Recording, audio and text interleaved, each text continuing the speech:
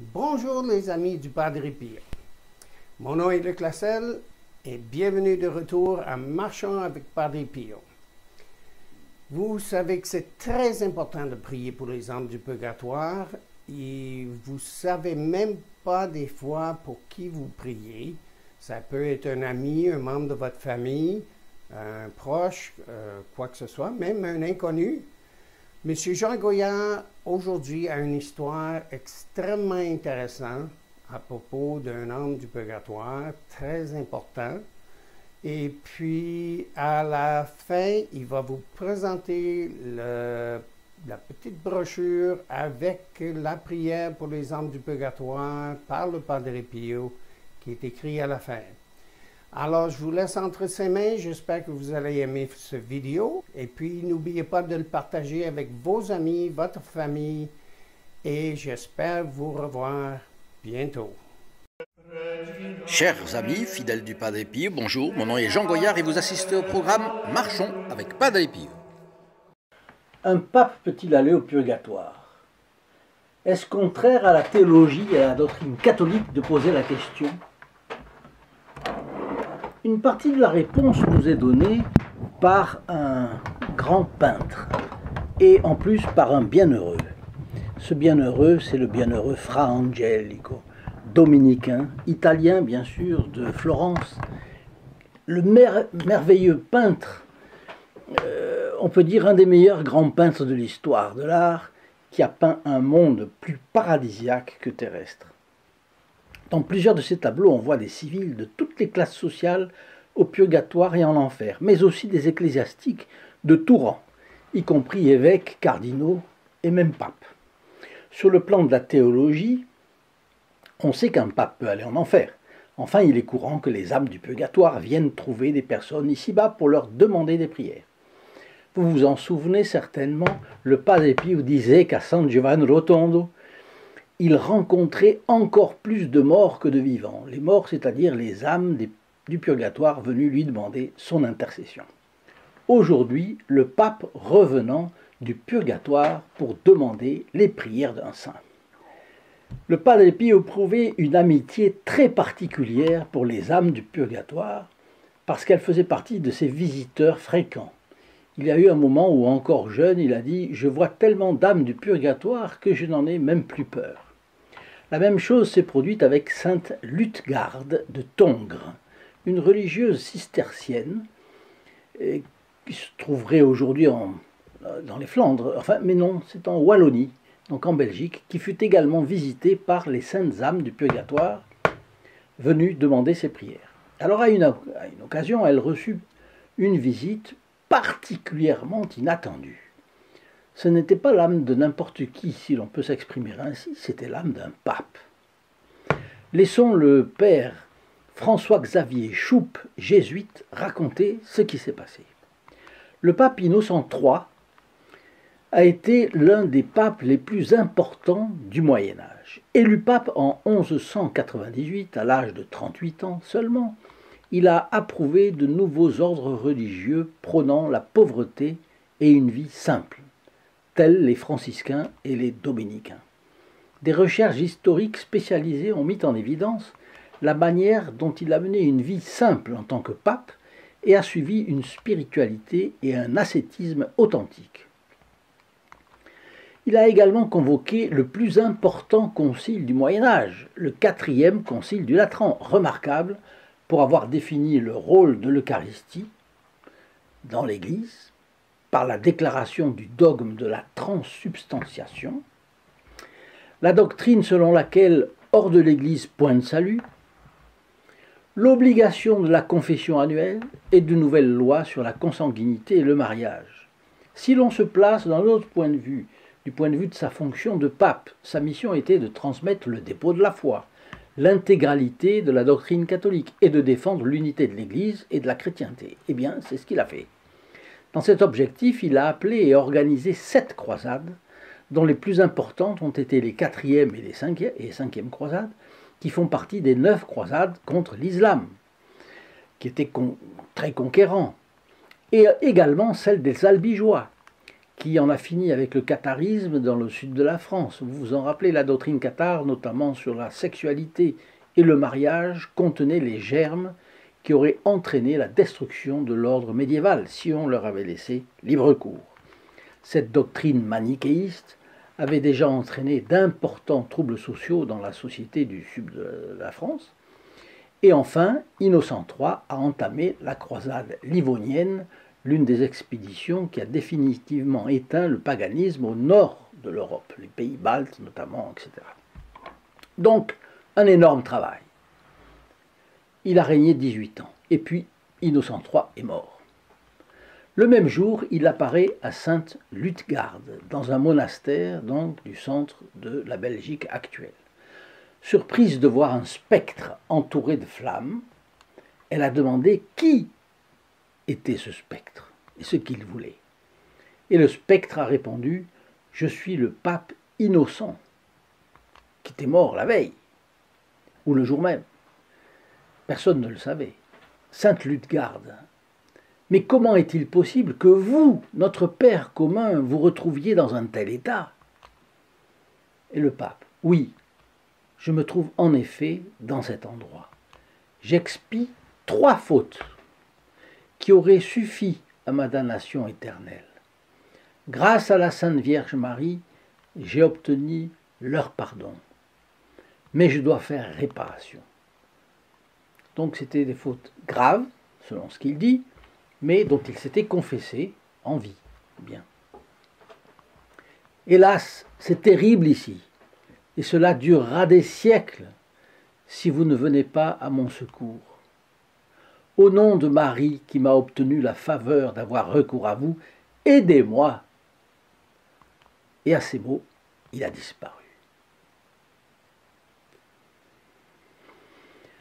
Qu'est-ce que fait Luthgarde? Elle annonce vite la mort du pape à ses sœurs.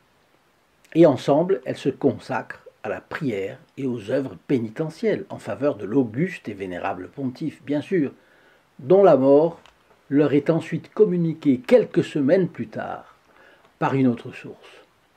Alors le père Choup poursuit. Je dois avouer que la lecture de cet incident m'a beaucoup marqué et que je l'aurais volontiers passé sous silence, car j'étais réticent à l'idée qu'un pape, et encore plus ce pape, Innocent III, se soit condamné à un si long et terrible purgatoire. Nous savons qu'Innocent III, dit le père Choup toujours, qui a présidé en 1215 le célèbre 4e concile du Latran, est l'un des plus grands pontifes à s'être assis sur le trône de Saint-Pierre. Son zèle et sa piété l'ont amené à accomplir de grandes choses pour l'Église de Dieu et pour la sainte discipline.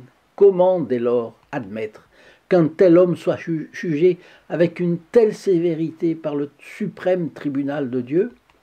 Comment concilier cette révélation de sainte Luthgarde avec la miséricorde divine? À cause de ces questions, j'ai commencé à considérer cette apparition comme illusoire, cherchant des raisons pour soutenir cette idée. Et oui, il a raison, il faut avoir des raisons. On ne peut pas croire son impulsion contre la raison. Donc il cherche des raisons. Bon.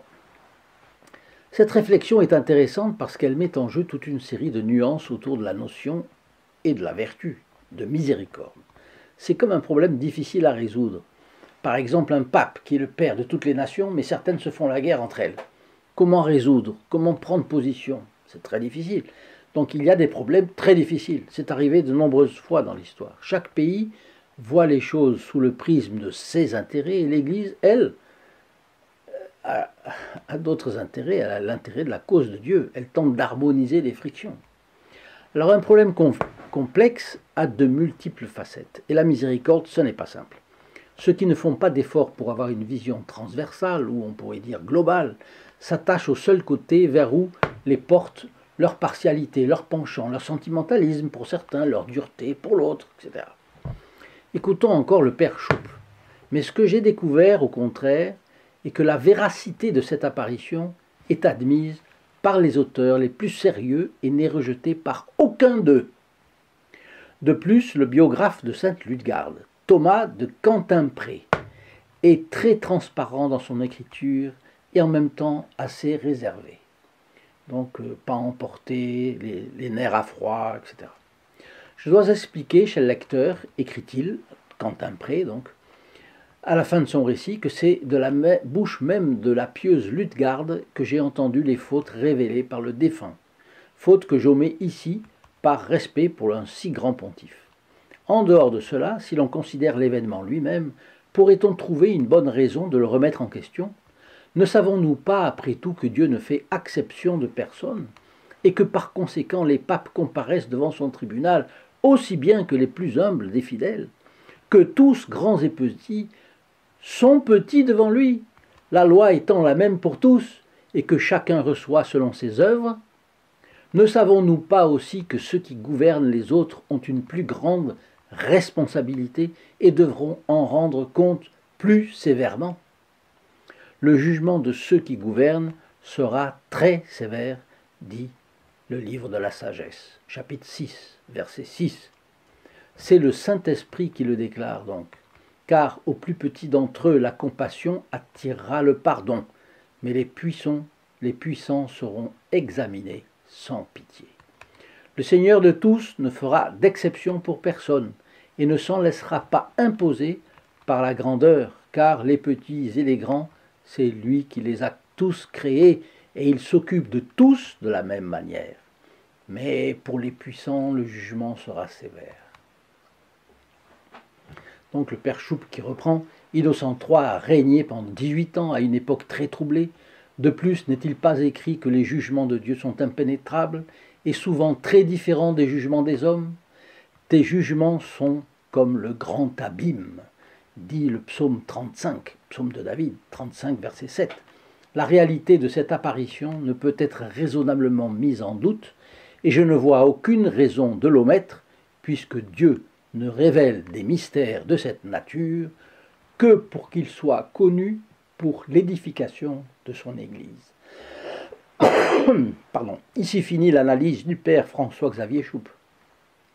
Je vous laisse maintenant la prière pour les âmes du purgatoire, non sans vous rappeler la diffusion en grand dans laquelle nous sommes lancés en ce moment. C'est ce recueil de prières et méditations du Padre Pio. Je sais que vous l'aimerez d'abord parce que c'est le Padre Pio qui l'a fait, et ensuite, et bien sûr ensuite parce que le contenu est captivant. Le contenu de ce petit livre, il nous transmet non seulement les prières du Padre Pio, mais la mentalité du Padre Pio. Derrière ces prières, il y a l'esprit du Padre Pio, il y a la bonté du Padre Pio et la fermeté aussi. Donc il y a, c'est une chose extrêmement bonne de s'imprégner de l'esprit du Padre Pio. Au-delà des mots, au-delà des paroles, l'esprit. Vous savez, on dit toujours qu'il ne faut pas seulement pratiquer sa religion dans les formes, mais surtout dans l'esprit. Donc là, nous avons l'esprit du Padre Pio. C'est pour cela que je vous le recommande vraiment de tout cœur.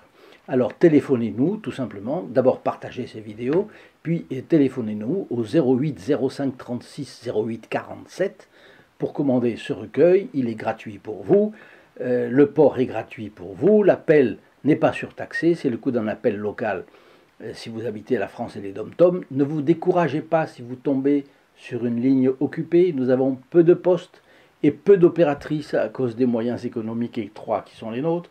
Mais si vous êtes dans ce cas, bien laissez-nous vos coordonnées, nous vous rappellerons très vite. Et puis prions les uns pour les autres. Cette prière donc, prière pour les âmes du purgatoire.